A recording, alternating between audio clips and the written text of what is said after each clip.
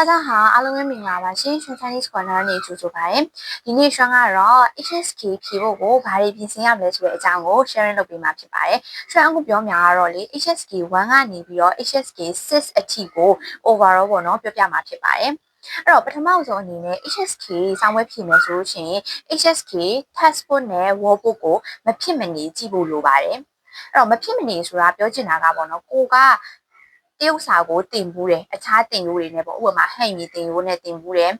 တခြား developing Chinese တင်ရိုးနဲ့တင်ဘူးတယ်နောက်ပြီးတော့ရှင်ရွှမ်းတို့ကျောင်းမှာဆိုလို့ရှိရင်လည်းရွှမ်းနဲ့တရုတ်စာမေချာယူထားတာပဲဒါပေမဲ့လည်း HSK တင်ရိုးနဲ့တင်တာမဟုတ်ပါဘူးတခြားတင်ရိုးတွေနဲ့ရှိရတင်ဘူးတယ်ဒါပေမဲ့ပေါ့နော်ဘာတင်ရိုးနဲ့ပဲတင်ဘူးကိုက HSK စာမိုးဘဲကိုဝင်ဖြေမယ်ဆိုလို့ရှိရင်အဲ့ဒီ HSK စာမိုးဘဲအတွက်ကိုတီးတန့်တာစာမွေးအတွက်ကိုအထူးပြုပြီးတော့ထုတ်ထားတဲ့ဒီ HSK ဖတ်စာအုပ်တွေကကြည့်ဖို့အသင့်တော်ဆုံးပေါ့နော်အဲ့လိုဖတ်စာအုပ်တွေကြည့်မှပဲကိုကဘာကိုအဓိကထားပြီးတော့ကြည်တင်တယ်ဘယ် level မှာဘယ်စလုံးတွေကိုတည်တင်တယ် HSK ရဲ့မိကုံးပုံစံအသွားအလာကဘယ်လိုရှိရဲအဲ့လိုပုံစံမျိုးကိုကပို့ပြီးတော့နားလည်ပြီးတော့စာမွေးအကြောင်းပို့နားလည်မှာပေါ့နော်အဲ့မှာဒါလေးကိုကအမှတ်များများလေးရနိုင်မယ်အမှတ်ကောင်းကောင်းရနိုင်မယ်ပေါ့နော်အဲ့တော့ဒီ HSK 1ကနေပြီးတော့6အထိပေါ့နော်ဘယ် level ပဲဖြစ်ဖြစ် textbook နဲ့ workbook ကိုလုံးဝလွှတ်လို့မရပါဘူး textbook ကိုလည်းတည်တည်ချာချာနားလည်အောင်လုပ်ပြီးတော့ workbook ကိုလည်းရှိသမျှအခန်းတိုင်းကိုအကုန်လုံး workbook တွေကိုတည်တည်ချာချာဖြေဖို့လိုအပ်ပါတယ်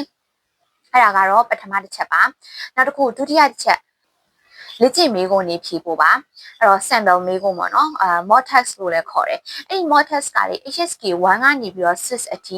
ိမေးခွန်းနေရှိရပေါ့နော်။ तू ကမေးခွန်းဟောင်းတော့မဟုတ်ဘူး sample အစမ်းအနေနဲ့ထုတ်ထားတဲ့မေးခွန်းနေ။အဲ့လိုစာအုပ်မျိုးလေးတွေက level တစ်ခုချင်းစီကိုတအုပ်ထုတ်ပြီးတော့တအုပ်မှာ10စုံပါတယ်။အဲ့ဒါမျိုးလေးတွေကိုအဲ့လိုစာအုပ်မျိုးလေးတွေဝယ်ပြီးတော့ဖြည့်တင်နေပေါ့နော်။ဘာဖြစ်လို့ sample မေးခွန်းဖြည့်တင်လဲဆိုတော့စာမိုးဘဲတစ်ခုမှာကိုကတခါမှမဖြည့်ဘူး။ကို့မှာ experience မရှိဘူး။အဲ့လိုမျိုးပေါ့နော်။ဒီအချိန်နဲ့လည်းမဖြည့်ဘူး။အဲ့လို experience မရှိဘူးဆိုလို့ရှိရင်တကယ်စာမွေးသွားဖြည့်တဲ့အခါကျလို့ရှိရင်အရန်ကို stress များပြီးတော့အချိန်မမီတာတို့မှားတာတို့ဆောင်းမွေးအသွားလောက်တေချာမသိပဲနဲ့ပေါ့ဒုက္ခရောက်နိုင်တယ်ပေါ့နော်အဲ့ဒါကြောင့် sample မေးခွန်းနေတာကိုကအဲ့လို10စုံလောက်ဖြေထားပြီးဆိုရင်ဆောင်းမွေးအသွားလောက်လည်းသိမယ်အချိန်နဲ့လည်းဖြေဘူးသားပြီဖြစ်တဲ့အတွက်ကြောင့်မလို့အချိန်မီအောင်လည်းကိုဖြေနိုင်မယ်နော်ဘယ်အပုတ်ကိုဘယ်လောက်ပဲအချိန်သုံးရမလဲဆိုတော့လည်းကိုသိသွားမယ်နောက်ပြီးတော့အဲ့လောက်ကြီး stress မများတော့ဘူး pressure လည်းအဲ့လောက်မများတော့ဘူးပေါ့နော်အဲ့ဒါကြောင့် sample မေးခွန်းနေဆိုတာလေ့ကျင့်သင့်တယ်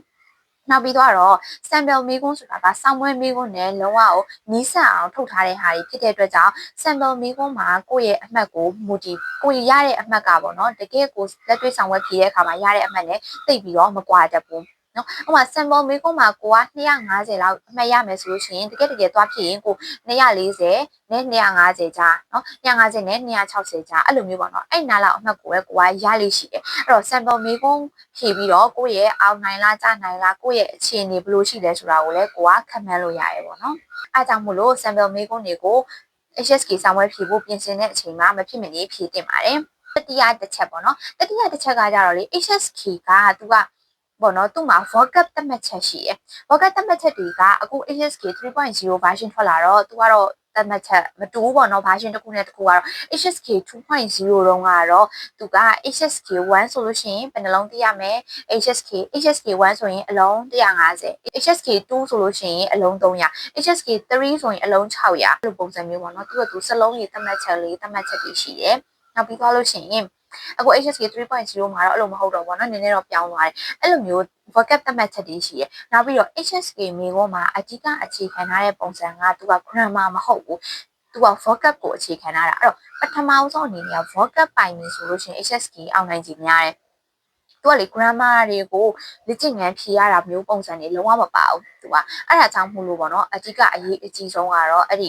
vocab ပိုင်နိုင်မှုပေါ့နော်အဲ့တော့ကိုက HSK 1ဖြစ်မယ်ဆိုရင်1ရဲ့ vocab တွေကိုအကုန်လုံးရရမယ်3ဖြစ်မယ်ဆိုရင်3ရဲ့ vocab တွေအကုန်လုံးရရမယ်4ဖြစ်မယ်ဆိုရင်4 vocab တွေအကုန်လုံးကိုပိုင်နိုင်မှစာမွေးမှာအဆင်ပြေမယ်ပေါ့နော်အဲ့ဒီ vocab တွေဆိုတာလေသူက HSK textbook စာအုပ်တိုင်းရဲ့နောက်မှာ1ဆိုလဲ1ရဲ့နောက်2ဆိုလဲ2ရဲ့စာအုပ်နောက်မှာဇယားကွက်နဲ့တအုပ်လုံးမှာပါတဲ့နော်တိကိုသိရမယ်အလုံး300အလုံး600အဲ့ဒါတွေကိုသူကဇယားကွက်နဲ့ကြီးပေးပြီးသားအဲ့တော့အဲ့ဇယားကွက်တွေကစီးသမျှစလုံးတွေကိုအကုန်လုံးရနေရမယ်ပေါ့နော်အဲ့လိုမျိုး workup ပိုင်းမှာပြင်ဆင်မှုလိုပါတယ်အခုကကြတော့နောက်ဆုံးချက်ကကြတော့ HSK ကိုပေါ့နော်ဘယ် level ပဲဖြစ်ဖြစ် HSK 1နဲ့2နဲ့ကနေကိုထားလိုက်ပေါ့နော်3 4 5 6ဖြည့်မယ်ဆိုလို့ရှိရင်မဖြစ်မနေ HSKK ခိုးယူပေါ့နော် speaking ဆိုတာဖြည့်ရတယ်အဲ့တော့ HSK ပေါ့နော်စာမိုးပွဲပြင်ဆင်တဲ့လူတွေကအဲ့ဒီတခြားအရှိက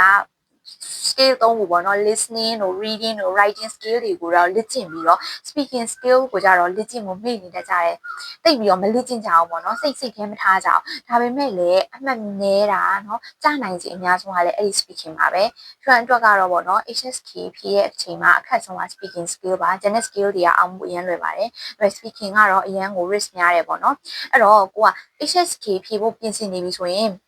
ပေါ့နော် HSKK speaking အတွက်ကိုလည်းတစ်ခါတည်းတွဲပြီးတော့ပြင်ဆင်မှုလိုပါတယ်အဲ့တော့ HSKK ကသူက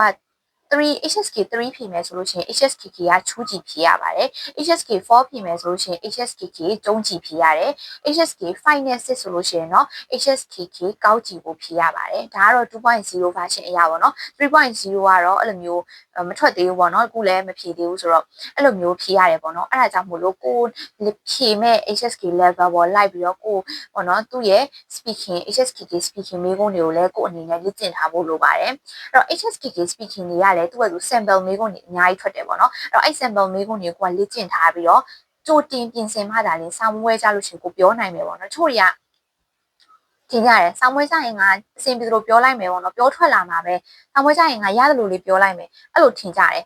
နော်ဒါပေမဲ့မရဘူးပေါ့နော်ဘလို့မှပြောထွက်မှာမဟုတ်အဲ့ဒါတလုံးမှတော့ပြောထွက်မှာမဟုတ်ပေါ့နော်ကျဆိုအများကြီးလေ့ကျင့်သွားတယ်အများကြီးလေ့ကျင့်သွားတာတော့စာမွေးကြလို့ရှိရင်စာမွေးရဲ့ pressure နဲ့တော့လူကစိတ်လှုပ်ရှားတာလည်းပါတယ်ပေါ့နော် pressure လည်းပါတယ်အဲ့လိုမျိုးနဲ့ပေါ့နော်ပြောထွက်ဖို့တော့မနေပေါ့နော်အဲ့ဒါတော့အများကြီးလေ့ကျင့်သွားတာနော်အဲ့ဒါကြောင့်မှအများကြီးလေ့ကျင့်သွားတာတော့မှအဲ့လိုမျိုးပြောထွက်ဖို့မနေနဲ့အများကြီးစူးစမ်းပြီးတော့ပြောထွက်ပြီးတော့မှဖြေရတယ်ပေါ့နော်အဲ့တော့ဘာမှမလေ့ကျင့်တယ်လို့အမြဲပြောလေးပြောထားမရှိရလို့ဆိုလို့ရှိရင်ပါဇက်ကနေပြောထွက်ဖို့ကိုအရန်ခက်ခဲပါတယ်အဲ့ဒါကြောင့်မို့လို့ HSKK ကိုလည်းတိတိကျကျပြင်ဆင်မှုလိုတယ်ပေါ့နော်။ဘာဖြစ်လို့လဲဆိုတော့ HSK စာမိုးဝဲရလေအကုန်လုံးအောင်မှာပေါ့နော်။ဒီလေ 4 skill လုံးအောင်မှာသူက all pass ဖြစ်တာပေါ့နော်။အဲဒါကြောင့်မလို့4 skill လုံးကိုလည်းအတူတူ